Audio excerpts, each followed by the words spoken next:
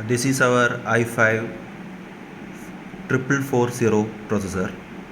Here, if you closely observe, you can see that a golden triangle mark. So, on the motherboard also, if you see over this clip, you can see that the triangle mark comes over here.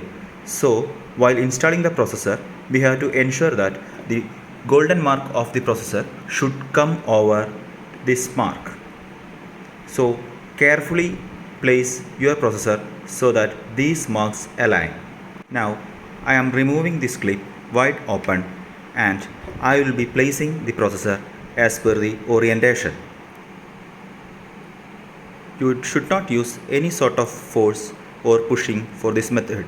You have to just place the processor so that these marks come here. Now, if you close this clip, you can see that these marks align in this direction. So this is the correct alignment for the processor. Now push this clip backward so that it can slide under this screw. Then push it forward and gently press this clip and insert it to the underneath of this notch. Now your processor is correctly installed. Now you can place the thermal paste or thermal pad over this processor. I will be using thermal pads.